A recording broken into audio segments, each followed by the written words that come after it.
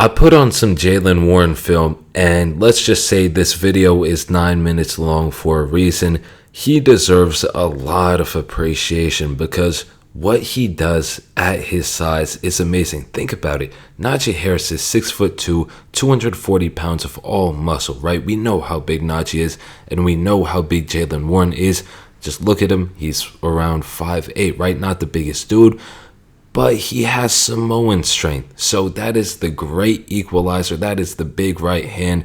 And when he's out there on like 3rd down and 10, Kenny Pickett, Mitch Trubisky, whoever is in that week, they're protected. They're good because he just goes up to linebackers, bop, smacks them right in the mouth. And again, he's out there protecting the quarterback when the coaches need somebody to, pick up a linebacker, and Najee isn't, because he is just that guy. He is so malicious with how he plays, in a good way, of course, not dirty, all right? He plays clean, but even the way he runs, you can see like, oh, he wants it bad. He wants it bad on every single down. And this is why I'm so excited for this 1-2 punch in the future with Najee and Jaylen Warren, because you got two dudes who are completely different in build, but they're also, just different in play style in general, and they work really, really well with each other. So hopefully Jaylen Warren can see the field a lot more because his skill set needs to be used. I mean, we were talking in the season, and we're all like, yeah, give Jaylen Warren the ball. Then that Saints game comes after the bye week, and he finally gets the ball more, and he just breaks big runs every single, of course not every single time, but a lot of the times he's creating dynamic plays, especially when you get him out on the edge. He had that one play where he hopped over a dude and basically iced the game. And even after that moment, I still heard commentators say, he's not the most athletic guy, but he runs super hard, tough as nails. Like, whoa, hold on. You did not just say that man is not the most athletic. He plays in the NFL, just ran full speed, hopped over a dude. How is he not that athletic? It really is a pet peeve of mine, and I think this is just a thing with undrafted players.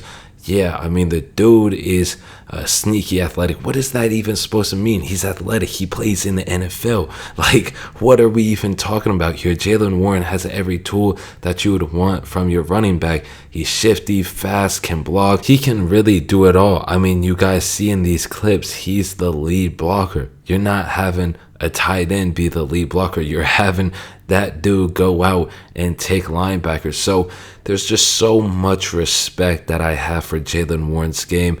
And if a lot of bigger running backs played like him, they would get a bigger payday. Let's just say that. But a lot of dudes just aren't willing to play in that manner. I don't know why. I think that most running backs should look at Jaylen Warren film and be like, yep, that's how you should play football.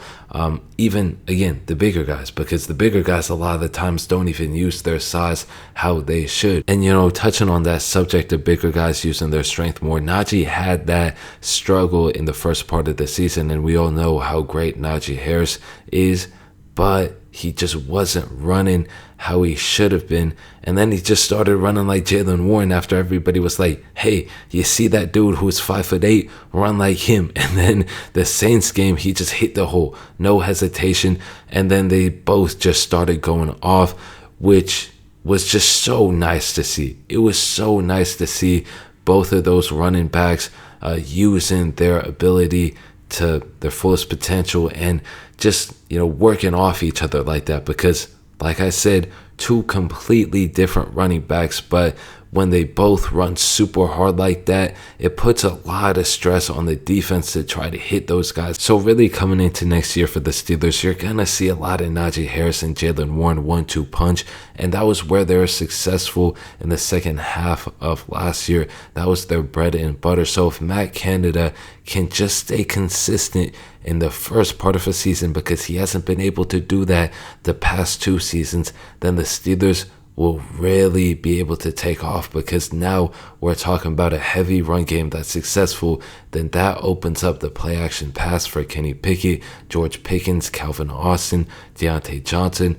Maybe you draft more weapons, but if that whole offense can be what Matt Canada wanted it to be when he first got the job as the offensive coordinator, it's going to be because Jaylen Warren and Najee Harris can carry that load. Now, the only thing that I will say is that left side of the O-line does need a new look, in my opinion, because Kevin Dotson and Dan Moore, while they turn up in the second half of the season, they just haven't shown you enough consistency throughout a whole season to say, hey, they're still our starters. So maybe a guy like Taylor Lewan, who has proven to be really, really good when healthy, he can step in and be your left tackle while Dan Moore develops. I'm not saying Dan Moore is a complete bust or anything like that, but maybe he can take some time and learn under Taylor Lewan.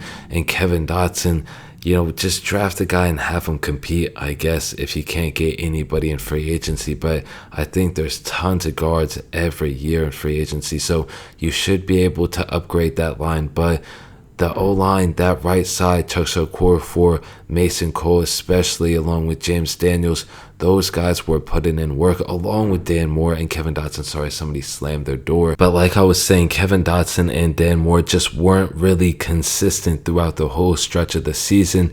And they always do that thing where they go in the nice second half run, but that's just, it's just not enough to call them consistent full-time starters. So maybe after the veterans come in for a couple of years, they can be those full-time starters, but I just genuinely don't believe they're that right now. And this the same guy who was hyping these dudes up, I really did believe in them, but you have to be realistic. But besides that, if you can just get some proven veteran guys on that side, secure it, drop some money, whatever you need to do.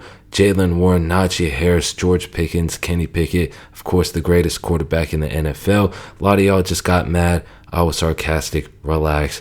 Deontay Johnson, Calvin Austin coming back. I really do believe in this offense, but let me know what y'all think about Jaylen Warren. Do you guys think that Matt Canada will hold up and stay consistent in the first part of the season? Let me know what y'all think, and that is it for me on this one. Peace.